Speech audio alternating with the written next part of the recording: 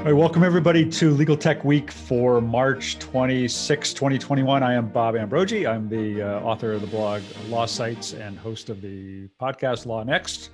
And this is the weekly or aspirationally weekly show in which we talk about the top news in legal tech and innovation. Before we get started, as we always do, let's go around and introduce ourselves, going from clockwise for me. Caroline, do you want to start? Yeah, hi everyone. I'm Caroline Hill, Editor-in-Chief of Legal IT Insider, based in the UK, global audience, and I am a recovering litigator, but longer ago than I can probably remember. Another recovering litigator, Steve. Hi, I'm Steve Embry. I now publish the blog Tech Law Crossroads, which is about legal technology and innovation. Prior to that, I practiced law for a good number of years with a pretty large law firm and did a lot of defense mass tort work. All right, Zach. Hey everybody, I'm Zach Warren. I'm Editor-in-Chief of ALM's Legal Tech News. I'm based here in the Midwest in Minnesota, where they're opening up vaccines next week. I'm pumped. Yay. Victoria. Hey everyone, my name is Victoria Hudgens. I'm a reporter with Legal Tech News. I work with Zach, who's my editor, to write about how the legal tech industry is evolving and how lawyers are using technology in their practice. Thank you. And Nikki?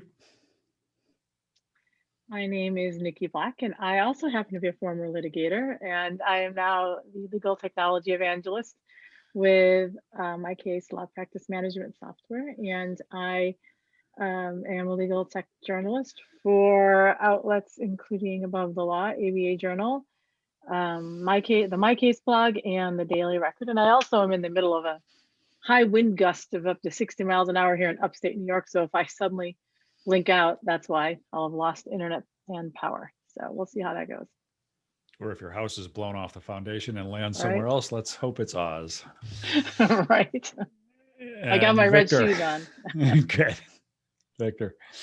Hi, everyone. My name is Victor Lee. I'm Assistant Managing Editor for the ABA Journal, covering the business of law and technology. I was a litigator for a very, very brief amount of time. It was like a flash in the pan, so kind of like the Baja Men or Tag Team. They're back on TV these days, so maybe in 20 years I'll have a comeback in a commercial somewhere. We've got this whole litigator theme going on here. So Molly McDonough and Joe Patrice are not able to be with us today. I do want to point out to people, if they haven't seen him, Joe is running his version of March Madness on the Above the Law website, ATL bracket, for the best epic Zoom fails. And we've talked about a lot of these on this show over the last couple of months. We talked about them on our weekly Clubhouse chat a couple of weeks ago. So check that out. And might as well put in a plug for the Clubhouse chat too. Caroline, do you want to do that?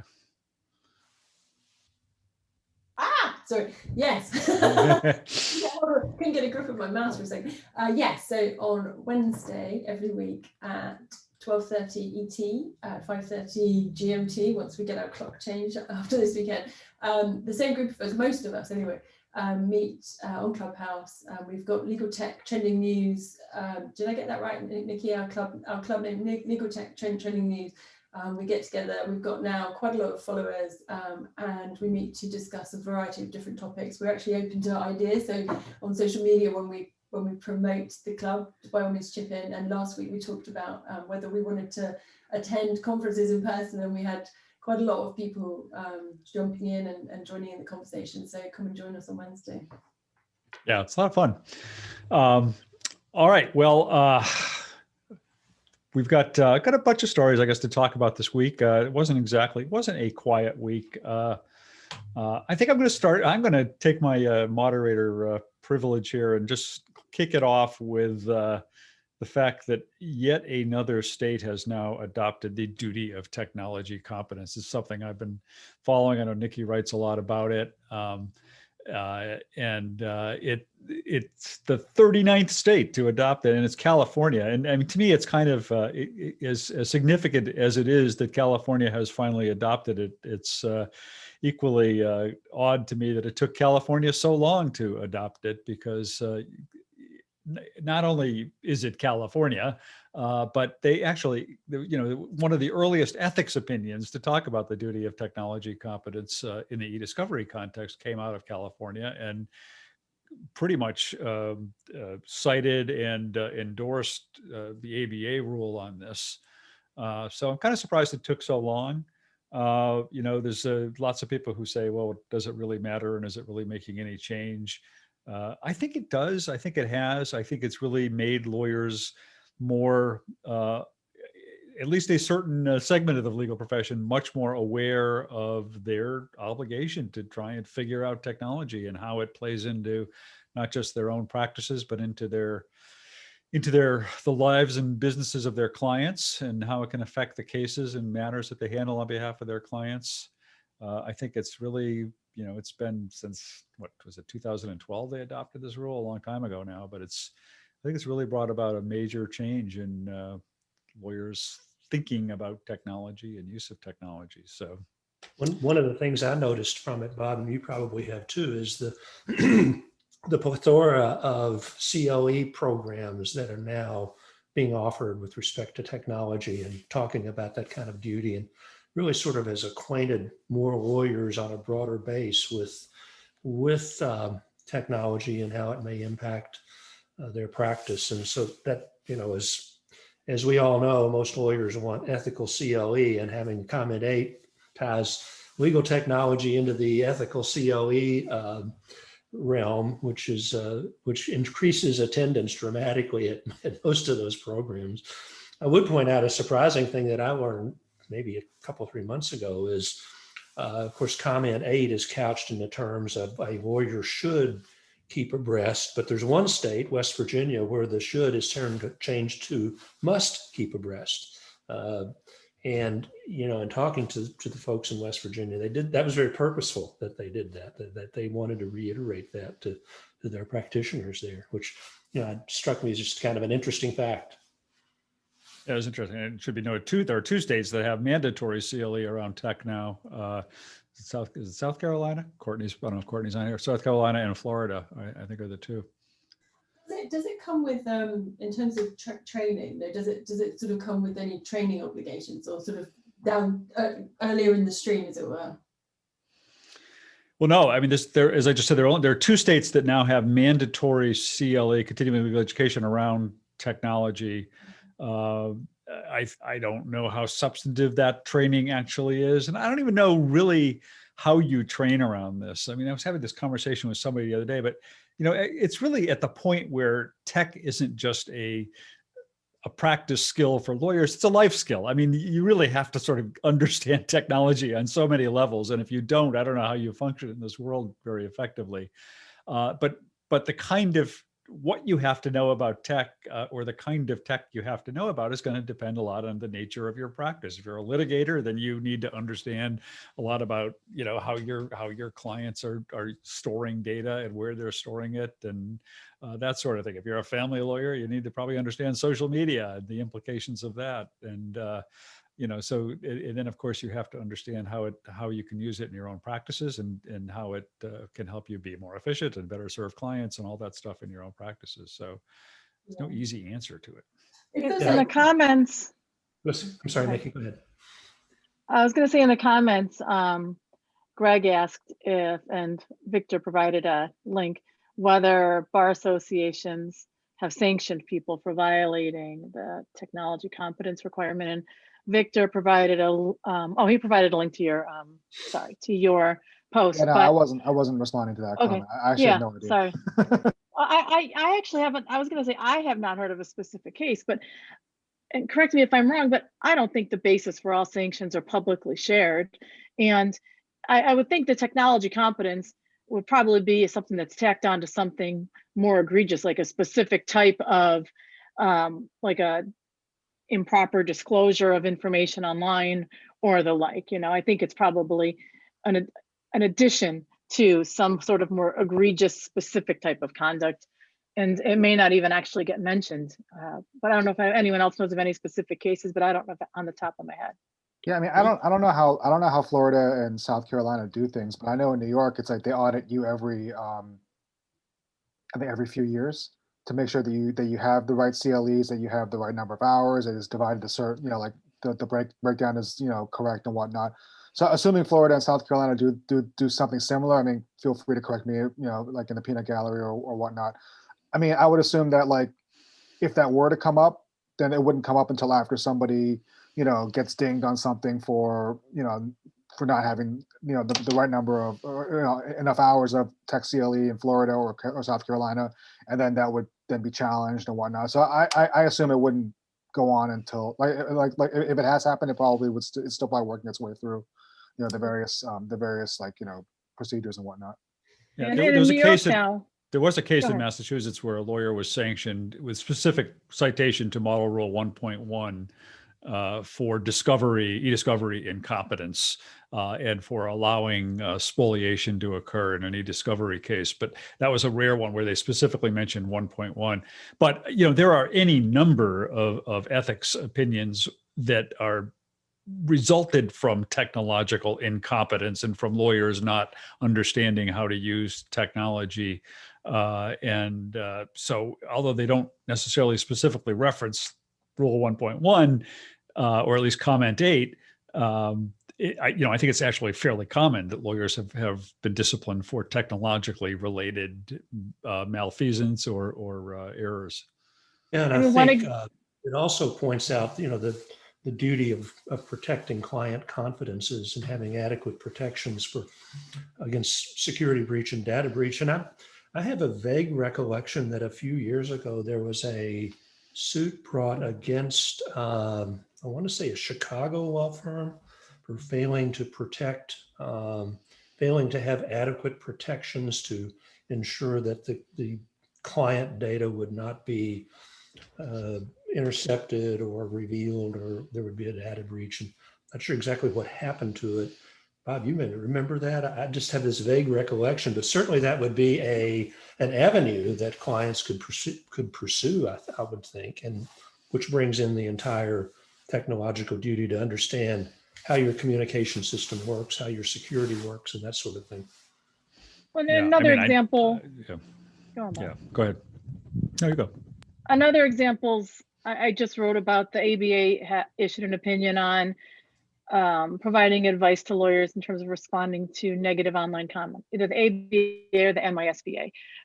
It eludes me right now, but that's a great example. But the reason that those opinions are being issued is because lawyers are trying to respond to negative reviews and they're disclosing confidential information in the process. So that's a great example of a situation where lawyers have definitely been dinged and brought up on disciplinary charges for that type of behavior. And that's why these opinions are being issued.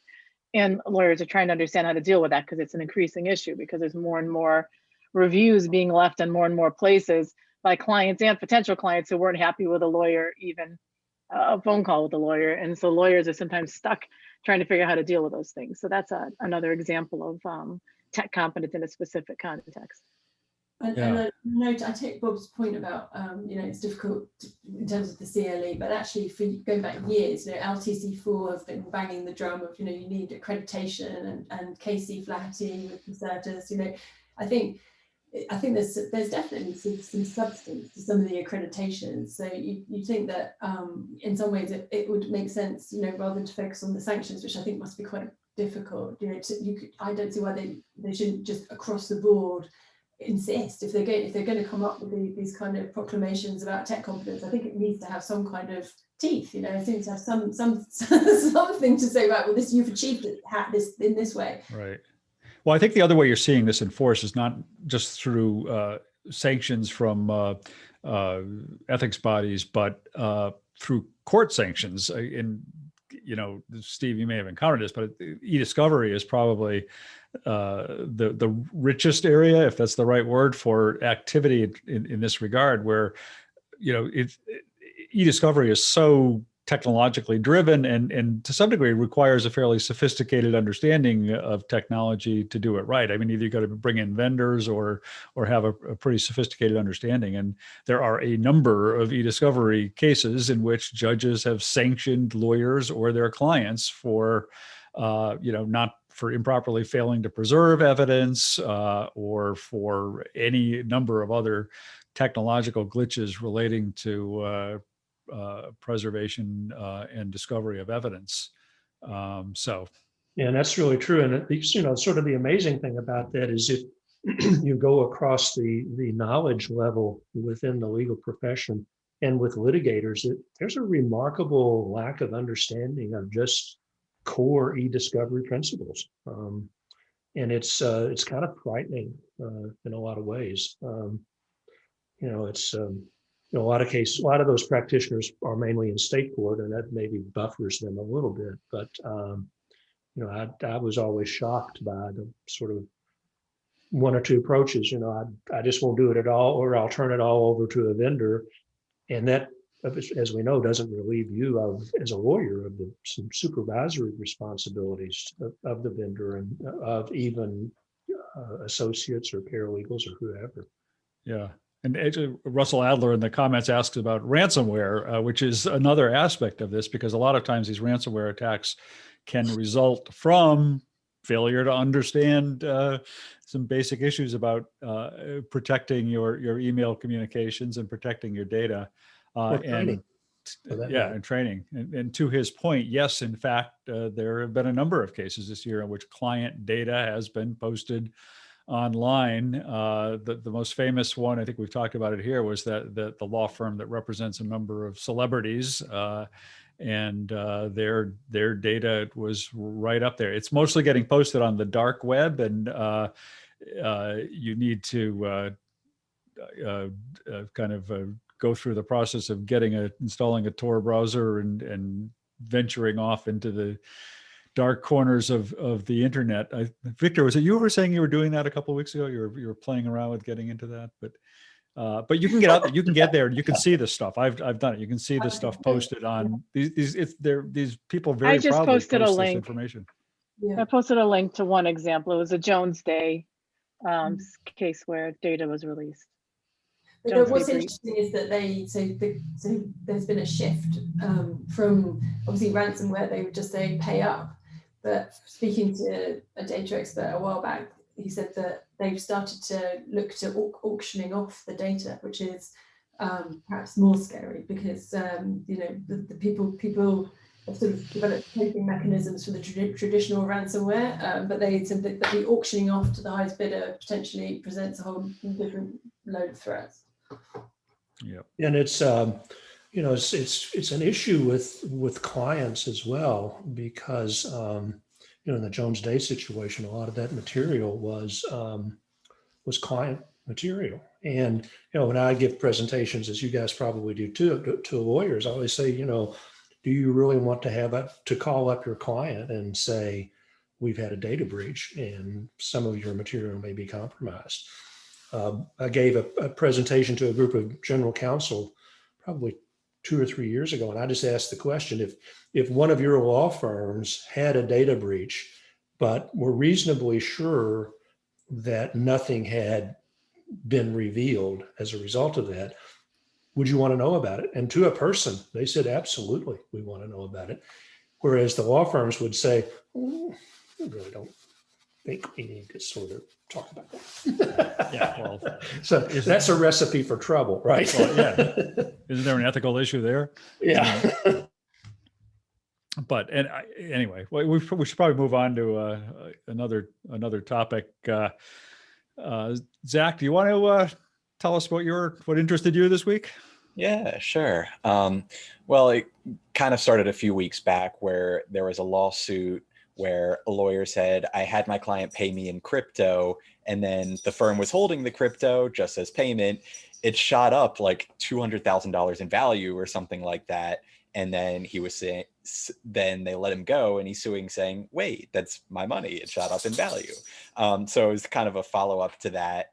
Victoria did a look this week at what firms are actually doing with crypto payments, just because there is very little regulation around all of this. I think she pointed out Nebraska has something where they say you have to convert it immediately into cash, but for most states, it's still kind of up in the air. She found that most firms are in fact converting it to cash right away just because they don't want to deal with the potential risks, inflation, deflation, everything there. But I thought it was just kind of an interesting topic because everybody's talking about cryptocurrency, the rise of NFTs and related things right now. And it's probably a question that a lot of law firms, if they haven't gotten it already, may be getting soon and probably have to have some sort of internal protocol for. So yeah, I just kind of wanted to open it to the group. Do you think firms should, well, first of all, should accept cryptocurrency, and second, what do you think they should do with it when they have it?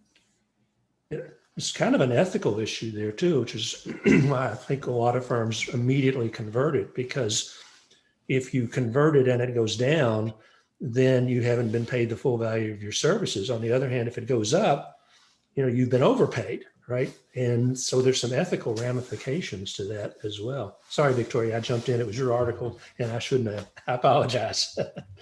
No problem. And I definitely think, especially when you talked about like if the crypto decreases, and it's really maybe on the fault of the law firm if they said like, hey, we'll just sit on this for a little bit. It's not like a client issue or anything. And then it depreciates and you're just kind of like, oh, we did that work. And now that we haven't gotten back the value that we wanted for it. But I do kind of wonder, will some kind of, and I even asked some of the law firms that I spoke to, would you say like, hey, would you put a little bit, maybe keep a little bit to the side and just say, hey, maybe it'll appreciate. I don't know if that's ethical. It kind of sounds like it might not be, but there really isn't any rules on it. And just a law firm said, hey, we're not a financial institution. We're not trying to predict like cryptocurrency, like how those prices will decrease or increase. We want to just do our services, get paid, and convert it to US dollars or whatever currency that their office is in. And I thought it was kind of interesting. And this one firm, they kind of had that kind of like sitting on the money for a little bit and just seeing such a significant increase. And I just kind of wonder, would some law firms be a little bit interested in just saying like, hey, maybe we'll just put this to the side and, this can help us when maybe like there's like less demand for our services, or if we go through another recession, and just kind of like, we can have this. It isn't like the client is being charged more. So I kind of wonder if they would think like, is this really harming anyone? But it might be against ethical rules. Yeah, I guess it's kind of like being paid in gold bars and hoping that, you just follow the gold standard and hope that it'll go up, or, I mean, but I do wonder, yeah, that's an interesting point because, we've seen some law firms, they like to gamble. They like to, whether it's the mortgage-backed securities thing from 2009, they go heavy into that. And then, the money's rolling and then all of a sudden, the spigot turns off and they're screwed. So I do wonder, yeah, if there's some firms out there, especially maybe like some of the upper tier but lower ranked firms, whether they would like decide, hey, you know what? Yeah, we've already been paid for our services. This is our money. We can do whatever we want with it.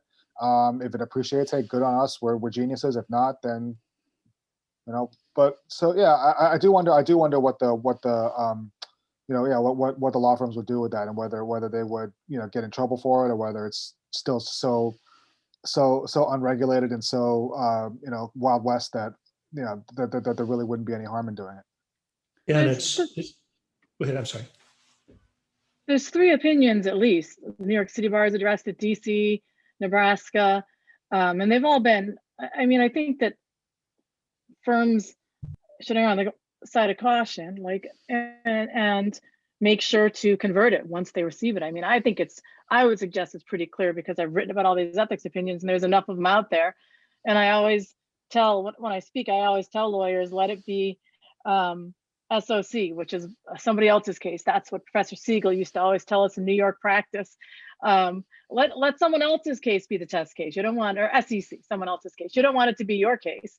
And I always tell lawyers that. Why would you want to be the case that's making the news for holding, even if it's not an ethics issue, is making the news for holding someone's retainer that was in cryptocurrency that's now quadrupled or is worth 100 times the value? The firm looks like a jerk. So from just a PR perspective, it's bad. And then there's clearly some ethics opinions out there that are pretty clear about what you should be doing. And I would suggest lawyers just err on the side of caution because it is an ethical issue. Well, what about, there's several people in the comments, talking about the fact that don't all currencies fluctuate, and what's different here? What's different? Well, they don't fluctuate like this. I mean, they Yeah. don't, if you get paid in pounds, it's not gonna, it's not gonna one day, unless something, like unless GoldenEye, comes in and just like wipes out, the British pound, like what they were gonna do in the Bond movie. I mean, it's traditional, like currency issued by governments don't fluctuate like that. I I would guess hope if I was so. going to play devil's advocate, though, my devil's advocate would be, is it really that bad of a PR move? Especially with a lot of people interested in cryptocurrency these days. I think I would see the argument from some that, yeah, this is only a natural good investment for law firms. They're doing the best thing that they can in service of themselves, even in service of their clients, you could say, by investing in this sort of thing that they know, particularly the way the market is right now, will have a high return. Not getting into the ethics issues, but just from a pure PR standpoint, I'm not sure it'd necessarily be a bad thing. And of course, I guess the other option of firm, and I appreciate your thoughts on this, Nikki. I mean, you're paid in cryptocurrency as a firm, you immediately convert it, and then you take the converted funds and go back and buy cryptocurrency that you're holding for investment.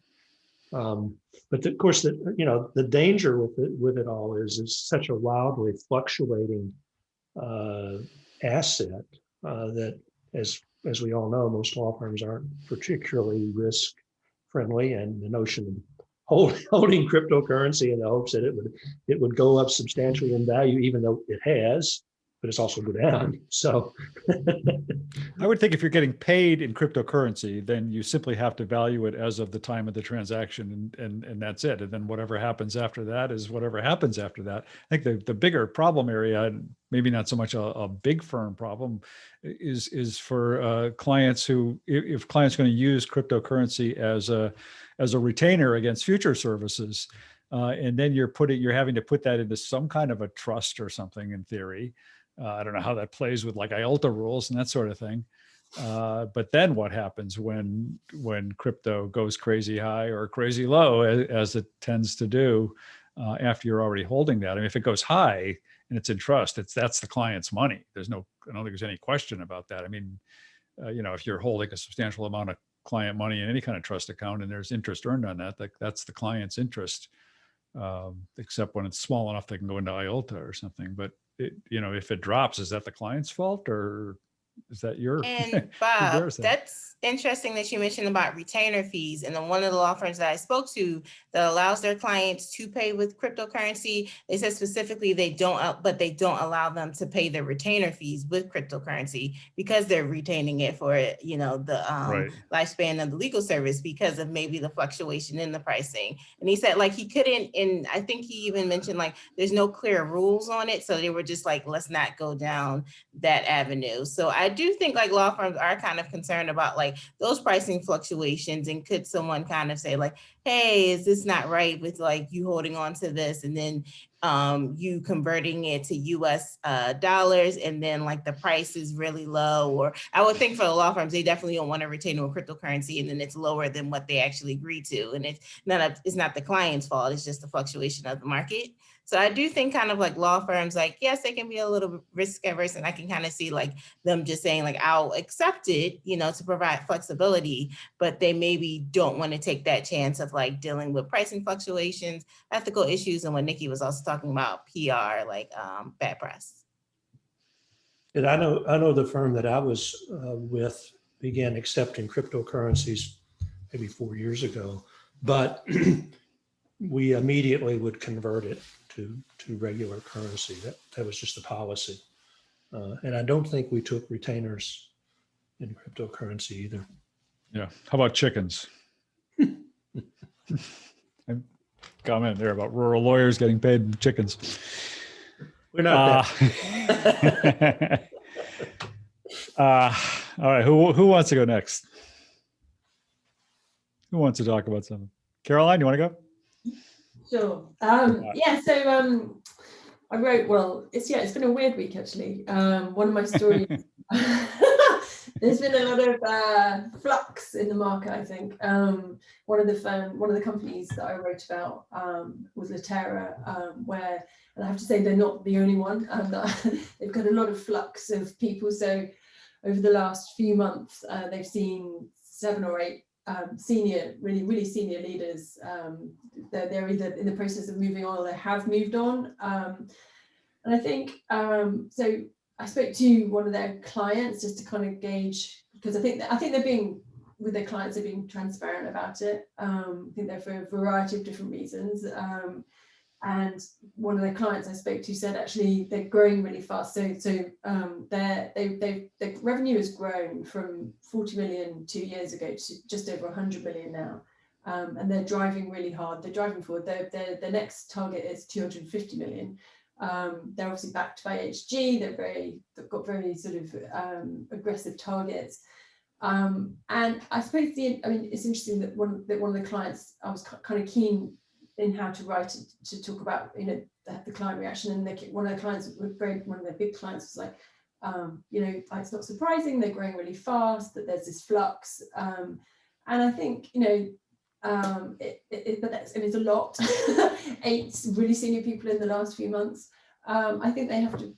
Any company, I think we'll see this playing out across the industry. I think another one where we've seen a lot of people leave is Thomson Reuters, and they're all kind of going for this platform play. And you can see, their sort of their strategies. They've got very aggressive strategies, and that's going to come with periods of, lack of being, use the word flux again. I think, it's not necessarily a bad thing, but I think obviously they have to be careful from a cultural perspective, to make sure that it's also settled. But no, I mean, it was just interesting. It was interesting just because of the number. Avanish, who, as you know, is the CEO, he just said that they continue to grow. They're experiencing transitions for a variety of different reasons, and that they're committed to people and customers, which their customers certainly seem to feel they are. But yeah, so Thomson Reuters is, again, we've seen a bunch of the high Q lot are leaving, and I think it just seems to be a period when the ones that are really, Thomson Reuters obviously has had a lot of flux for a long time, but yeah, it was so it's quite interesting. What interests me, and you called out the platformization of it all, there was a long period where everybody wanted to be the Uber of XYZ. And now I think that transition to the Salesforce of XYZ, where everybody wants to be the platform that others build on top of and plug into, et cetera. But if everybody's trying to be the Salesforce, then nobody's going to be the Salesforce. So it's a matter of what works on top of that, how everybody is going to try and one up each other to actually be the platform that everybody wants to build on top of. And kind of naturally with that, I think leads to volatility. And I don't think that volatility has ended yet. And also, so yeah, quite. And Latera in particular, they've had a series of acquisitions, haven't they? They're very much on the acquisition path. And so it's not surprising when you put together a whole bunch of different companies, there's going to be some shakedown. And I actually do think, in terms of the companies that are doing well in platformization, I think Latera, I think they're, I actually quite like what they're doing. And, they've seemed to be piecing together. They're being very strategic, but obviously just repeating myself, but when you put together a bunch of different companies, it's inevitably going to create some kind of flux. Yeah, I think the other thing that was just interesting about what you wrote about was that we don't very often kind of see what's going on behind the scenes in these companies in terms of staff departures. We see the comings because they all make a big deal out of, touting them and sending out press releases and whatever else when they make a big hire. But when they make a big separation of whatever kind it is, whether somebody leaves of their own accord or somebody is pushed out, you only hear about those things through the rumor mill at some point. And even when you try and follow up and report on them, it can be really hard to do. Partly, of course, because none of these companies are public. And so it gets really hard to get much information about that sort of thing. And partly because people, there's just a sort of a culture of silence around this stuff. Yeah, 100%. So, I think it was interesting that you were able to good for you for digging that up and calling it out. Yeah, thank you. And I guess, you know, we'll all be like looking at the market, I guess, you know, and just seeing, just just watching out. Yeah. I think it's interesting too, just legal tech being the size that it is, in that there is a lot of money in it, yet it is a fairly insular community where if you're getting laid off from one place, chances are you've had interactions with companies that you're going to want to be your employers next. So there is an inherent incentive to not, I don't want to say trash somebody on the way out, but not speak ill of people that you may be running into frequently or in the future, which kind of makes that even more tough for people like us who are trying to get the news out there. Right. And Right. yeah, and I say, you know, obviously the article is very deliberately clear about the fact that there's a multitude of reasons, you know, and without going into any of them, you know, and I think you're right, Zach, you know, it's really difficult in an insular market to be sort of, it is difficult. I'm not going to lie, it's sort of a difficult piece, and there's very much, it's not a case that all these people were forced out, and you know, the piece doesn't say that, but yeah, it just seems, you know, across the board, there's these bigger companies. I think we're all sort of seeing a degree of more visible flux. Obviously, again, to mention TR, you know, obviously there's again probably a multitude of reasons. There's been a number of people leaving there, so it's just interesting. There seems to be a lot of movement right now. Yeah. And I think it, you know, I think what you just said is it's a good point, because it's, I mean, I find it, even for me as somebody writing about the industry, I mean, you don't want to, you're always thinking about, you don't want to completely burn bridges because you want sources and you want people to talk to you when you need them to talk to you, or you want them to think of you when they've got a story they want to put out there or something. And so it's always you're always kind of walking a tightrope. I feel like in terms of, you know, you want to keep an arm's length relationship and remain objective, but you still want to have that relationship of some sort on some level. And you know, it's a tough line to draw sometimes. That's not just legal tech. That's probably journalism in general. But because this community is so insular, and because we all go to the same conference, or we used to all go to the same conferences and all that, you know, you feel like you see that more directly, I think.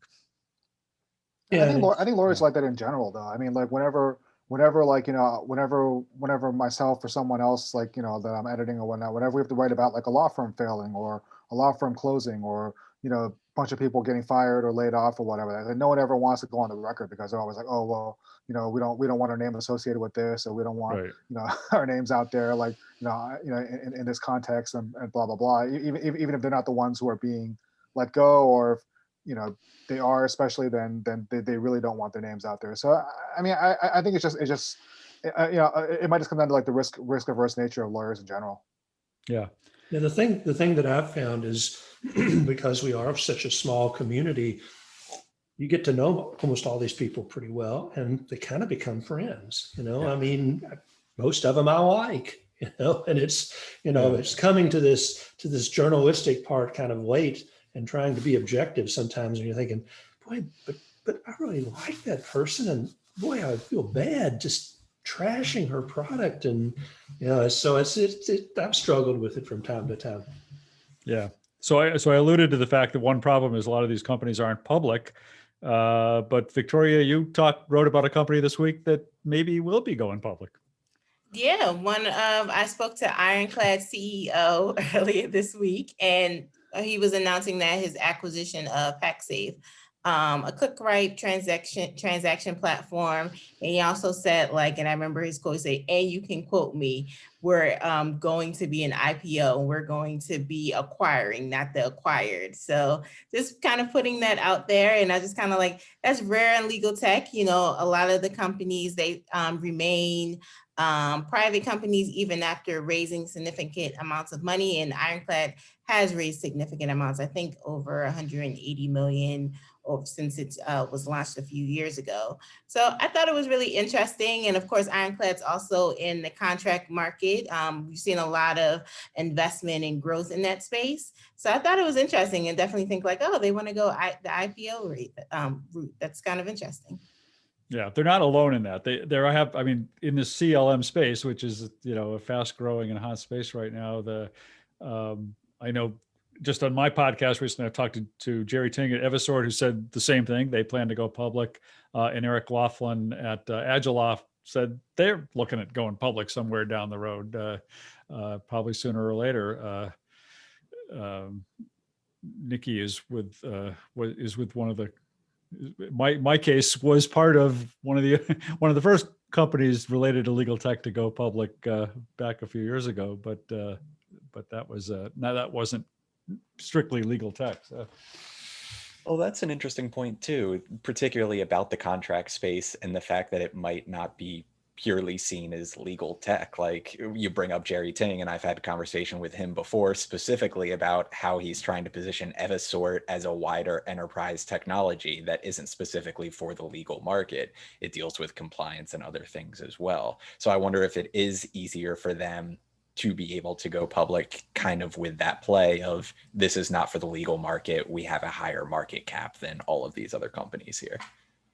So true. I remember when I went to an open text conference, and it was before I really knew how big open text was. So obviously in document management, there's sort of a slightly different story, and their presence has been shrinking. But when I went to the conference, I was blown away by how huge it is. And that year that I went, they created their first sort of dedicated legal division, but they don't count the contracts business is not the contract. They do a ton of stuff, as you know, in contract management, and it's not classed as legal, so that it's a more generic thing. And I found that quite fascinating.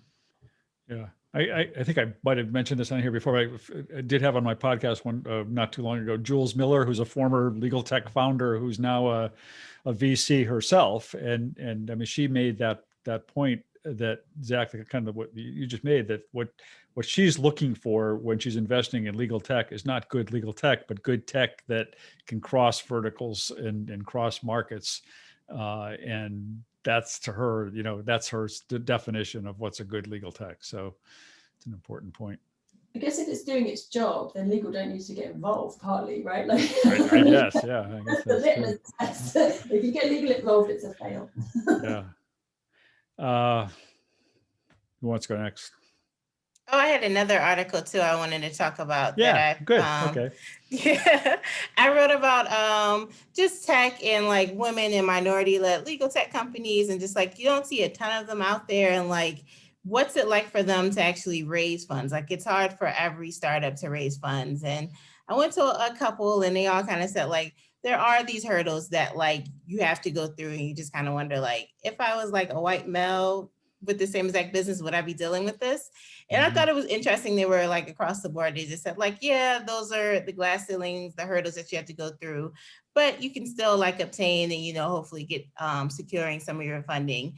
Some of the things are kind of interesting. This one woman, she mentioned about she was like, I think she said she was like 6 months pregnant, and she went to some angel investors. And they said, oh, once you have your baby, will you still be interested in like running your business? It's just kind of like, okay, if a guy like had a significant other and they were pregnant, I don't think they would really question like, are you still going to be interested in this? And also a legal marketplace founder, she mentioned about kind of like being on those potential investor calls and being interrupted, and like if she would maybe say something and being ignored. She's kind of wondering like, oh, should she make her white co-founder like the public face of the company, just to kind of, I thought it was a little bit sad, not on her part, but just she thought like maybe the company could go forward if she had like a white person as the face of the company. I felt like this is just something that we see across in tech startups in general, and it also is in legal tech.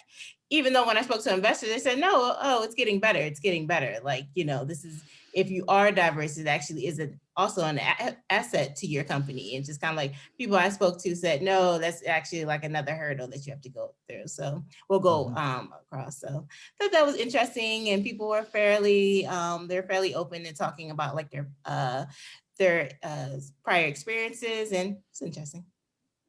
It's a super interesting issue. And a lot of people are writing about that right now because of is it women leadership? I can't what is that that's going on? I'm having a mind blank, but we just in my case had a customer panel. There's like this month or Women's Week, there's something something like that, right, going on right now. I'm having a mind blank on the specific thing, but we had a customer panel at my case this week where some of our customers that were women talked about similar hurdles that they've faced as attorneys. But sometimes it's hard to keep hearing the same thing over and over again, having been in entering law school in 1992. Somehow I thought things would get better, and with 2 young teenage daughters, it's just frustrating when it's with gender issues and then people of color, and it just seems like we take 1 step forward and 50 steps back, and we never quite even sort of have any momentum on this. And so I think it's wonderful that you're writing about that and calling some attention to it, because it's, especially in the legal tech space, because it's just unfortunate and it's not okay.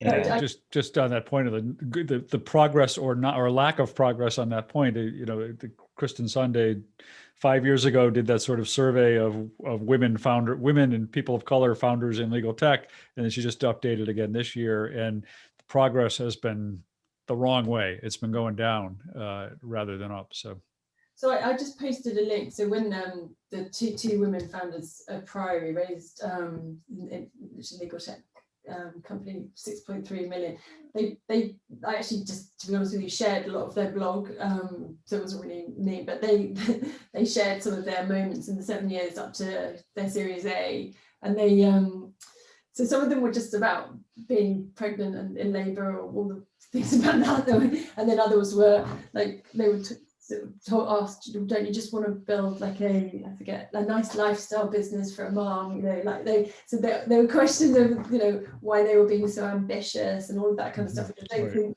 that you would get asked if you were a dad, but or a guy, but one thing I did want to flag is Gabby Stewart, who, as we know, she's 2-time founder, so she founded eBilling Hub and iTimekeep, but she's sold both of them successfully.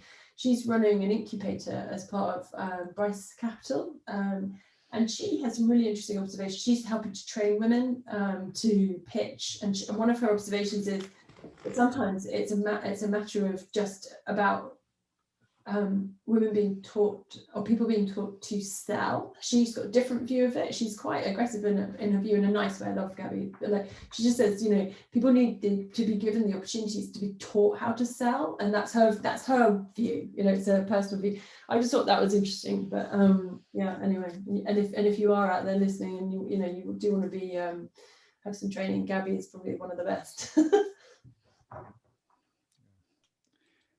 I don't know if you have the link for that article, Carolyn. I have it. I'm posting one that it was an interview I did with Basha and Mira from Priory, but I posted the link to the Priory one. Oh, did you post it? Yeah. I'll post the link to Gabby's incubator as well, actually. Yeah. All right. Steve, Victor, what do you got? I can go. Yeah. So this week we posted a story on the ABA Journal written by our tech reporter Lyle Moran, who he spoke to Jillian Hadfield and some other people who are trying to come up with AI certification standards to help people be able to better vet and better make sure that the AI that they rely on, the data that they rely on for the AI tools has been vetted by third parties, has been scrutinized, made sure that's reliable. One thing that kind of brought this all home is this. Obviously, this is something that's been going on for a little bit, but with a lot of these tools that rely on AI to kind of take out the emotion, take out the bias, take out the human failures, I guess, so to speak. Oftentimes these tools are, because these tools are created by humans, the data is comes in that is data produced by humans. It can actually end up reinforcing some of these human failures, so to speak. And so the idea for these these folks are hoping that they can try to improve on that, or at least hopefully remove that from AI tools going forward. I thought it was interesting. Obviously, we'll see what results come up, and who gets there first, or who gets there better, I guess. But it'll be interesting to see going forward, and if other people will start to develop their own standards as well. Well, if anybody's going to drive that forward, it's Jillian Hadfield, because she's got a pretty good track record of driving reform through so far. Yeah. And she was instrumental in what's happening in Arizona and Utah and other places. So. Steve, want to? Well, as I said before we went on the air, since I have nothing really relevant to talk about, I thought I'd talk about your articles, Bob. But actually, a couple of 3 product announcements recently in the litigation space, and it's, boy, I gotta say it must be a really exciting time to be a litigator these days, or it must be really exciting to be certain types of litigators that are willing to adopt technology. Casetext came out with a new product that Bob talked about in his article called WeSearch, which lets you sort of ask inquiries in ordinary language and pull back case law material, or even more importantly, any sort of written data. And I remember not that long ago when I was still practicing law, a partner burst into my office and said, "Yeah, I just hate this technology. Try to ask inquiries and get documents back, and you got to use all this language. And why can't it just be like Google?" And that's what I remembered that when I read about this new product from Casetext, because it does seem to let you ask questions just like Google. I think you asked Bob a question, what will the law practice be like in the future? And it delivered, some materials in the database that you created, which, is not that dissimilar in let's say a products liability case. What changes to the product design had been suggested or talked about, and it would search a huge mix of products or a huge mix of documents that would pull up this kind of stuff.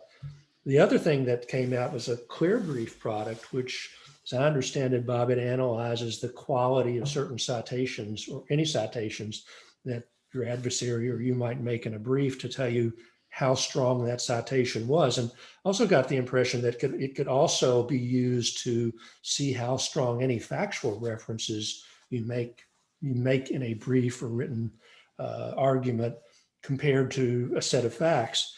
And that really Compared to struck me. documents, yeah. I mean, it's analyzing against a set of documents, whether Right. they're cases or the evidence in the record or a transcript or something like that. Yeah. As a litigator, that really resonated, because we may not be to this point yet, but if you have a trial record and your adversary is making his or her closing argument, and you're able to stand up and say, that really wasn't quite right. Here are the real facts. I mean, that's a huge advantage. But the real thing that struck me about this, typically when I was practicing law, I got a case in, I would talk to the client, and I would get a general feel for the facts. I may look at some of the documents that the client gave me, and then I would formulate sort of a preliminary vision or strategy for the case, right?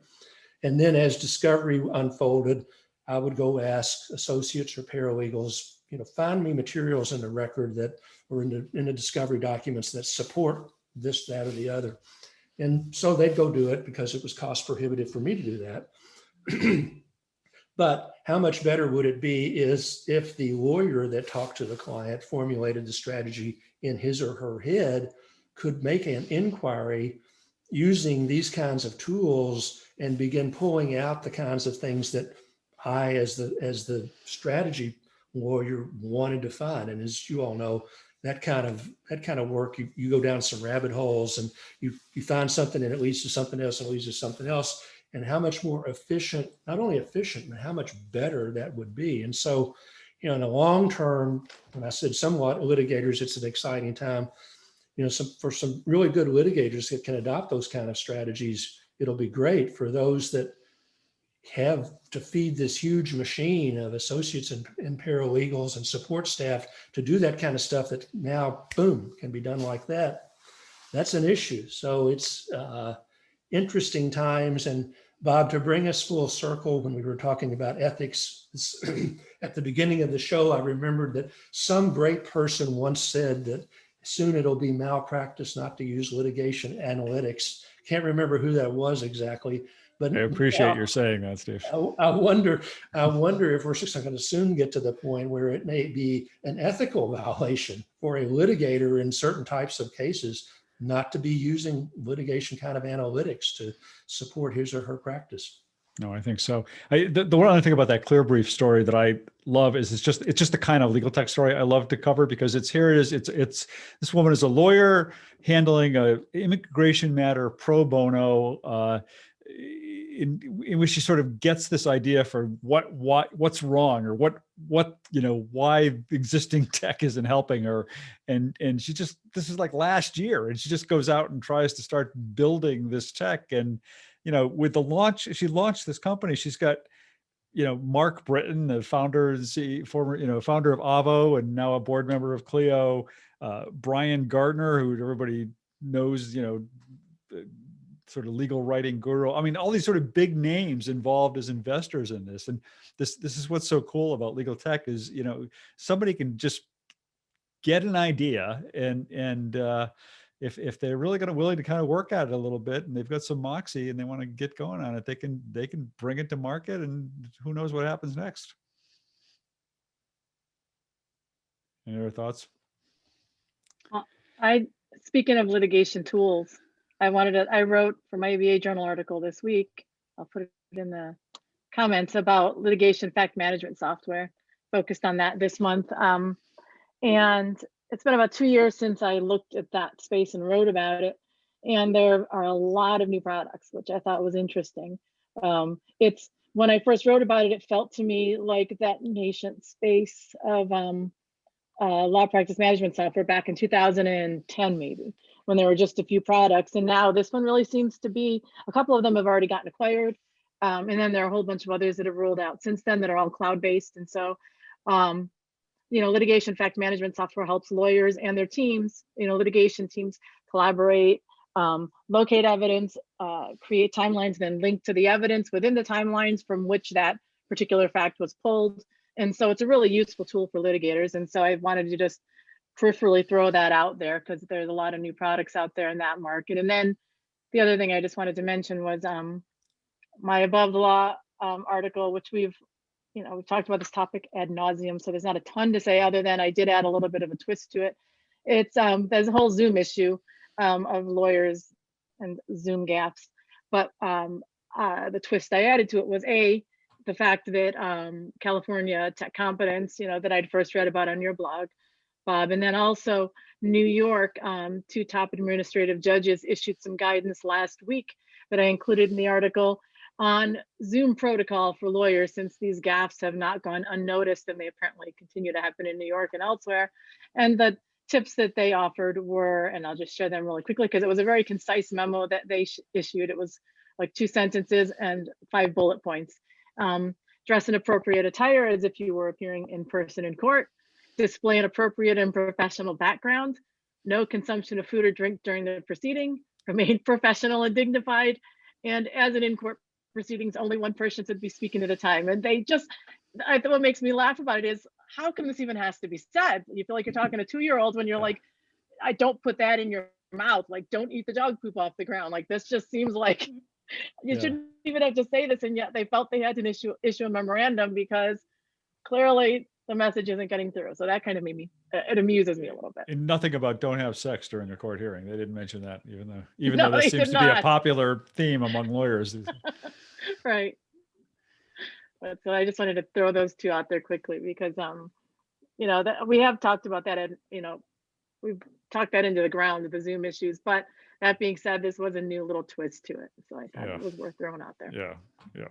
And I think you're right, Nikki. I mean, the number of litigation technological tools coming out has just increased exponentially. And, of course, one of the reasons is the litigation is just a horribly inefficient way, particularly in the United States, of resolving disputes. And, I've often been of the theory that one of the reasons cases go to trial is one side or the other doesn't properly evaluate the case, either because they don't have all the facts or they don't take the time to do it. And, query at some point with all these new tools, with everybody having access to sort of the same information, will that gap narrow so we don't have as much litigation? Who knows? I would throw one other thing. It's when the client says, I don't care, this is personal, or some variation of that. That's the other thing that makes cases go to trial. I don't care how much I have to pay.